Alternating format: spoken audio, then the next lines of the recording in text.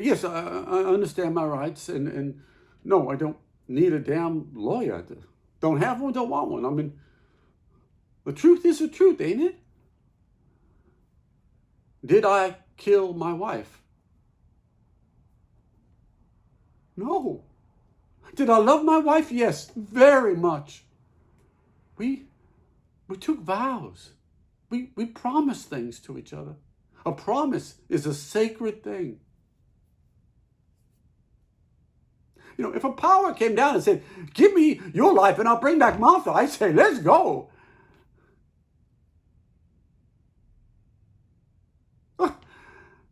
You know what I called her when we first met? Beanpole. Yeah, skin and bone she was. But then, you know, after the second baby, things changed. She started to put on pounds. You know, every now and then she'd get a hold of herself and take nothing but hot water and lemon for, for days at a time. That girl has some willpower, let me tell you. But the pounds kept sneaking back. You know, she started feeling like her body was betraying her. That's what she used to say. I said, come on, Martha, I'm going to love you when your mouth is all gums and you're just as wide as you are tall. But you know women, once they get in their head, they got to look like those sickly-looking twigs you see on the magazines that they stack by the checkout counter. So you have to look at them when you're waiting in line. She says, Carl, I'm going to lose it all this year or die trying. She bought a treadmill. She went on a watermelon diet for 2 weeks. You know what she lost? 14 days. She went on those new pills. But one day we're watching the news and don't you know it? Those pills cause heart valve problems. Well, that was the night that she went to Safeway. 5 minutes away. She comes back an hour later. I go, where the hell you been? Colombia to pick the beans? Well, she starts throwing dishes and carrying on something awful. You don't love me. You don't trust me. Why do you question me? I don't question you. I mean, she gave me both barrels of the female arsenal. Well, it turns out when she passed the ice cream counter at Safeway, deer in headlights. You know, she sees triple chocolate and sinful chocolate and chocolate decadence and mint chip chocolate and fudgy wudgy pudgy chocolate, you know, whatever. They're calling her name. She picks up a half gallon of, well, I don't remember.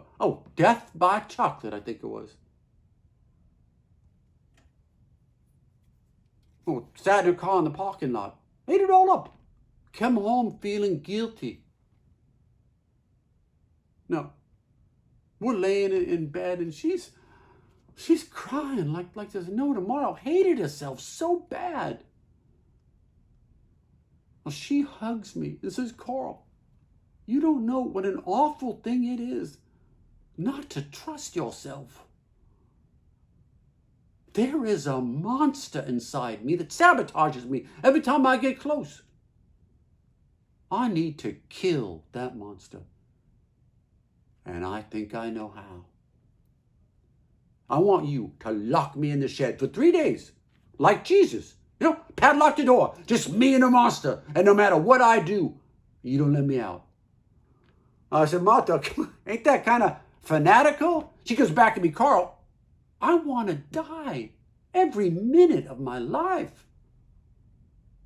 No, I don't ask very much of you. Why can't you support me in this? Look, watches Oprah. I read TV Guide religiously just to see what Oprah's going to be about that day, so I know we're going to fight about that night.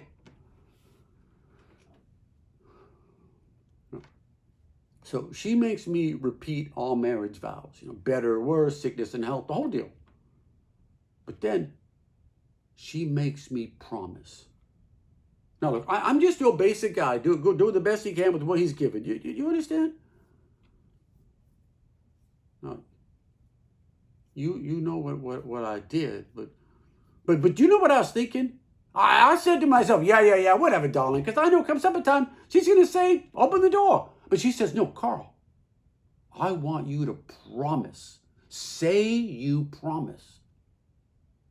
And a promise is a sacred thing. between a man and a woman.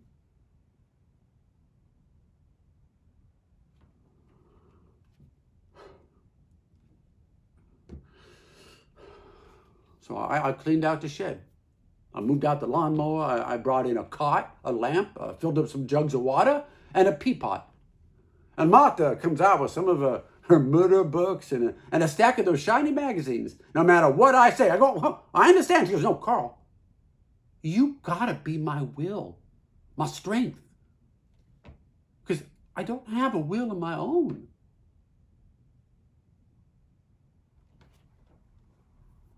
Well, I guess it's about 9 or 10 Friday morning when I locked in.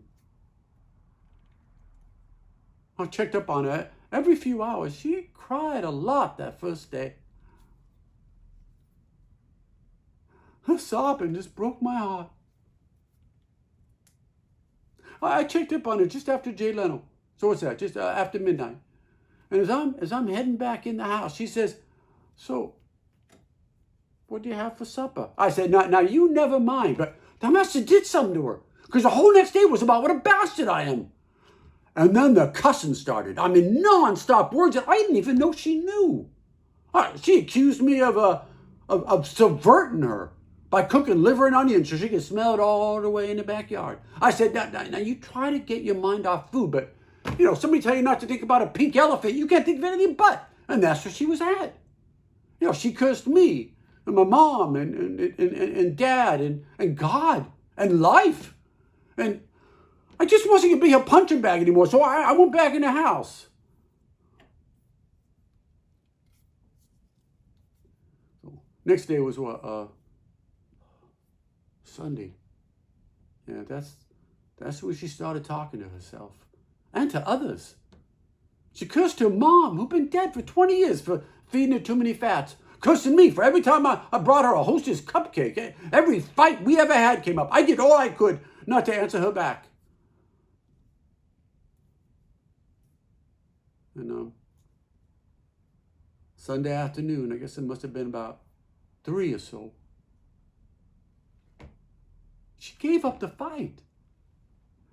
She says, Carl, let me out. I said, but I made you a promise. Well, she said, well, I relieve you of that promise. I said, but you said no matter what. You said if you asked me to open the door, it'd be your stomach talking, not you. And so for fear of this being the topic of conversation for the rest of my life, I'm keeping that promise. Well, she hollered something awful. I mean, you might have thought a wild animal was in there. She started tearing up the room, tried to break down the door. She begged me to let her out. I said, it's your stomach talking. It hurt.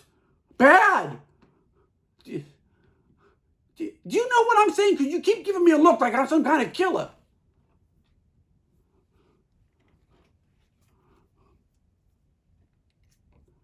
Well,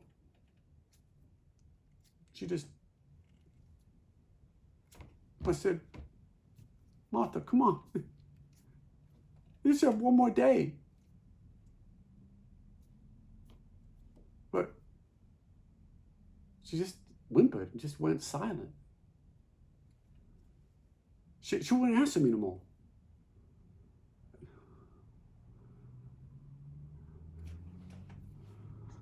I mean, I thought she'd just give me the silent treatment, like she does, 5, 6, 7 days at a time.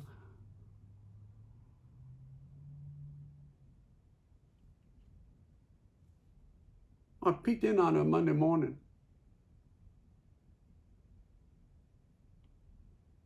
She was just curled up in a little ball, sucking her thumb.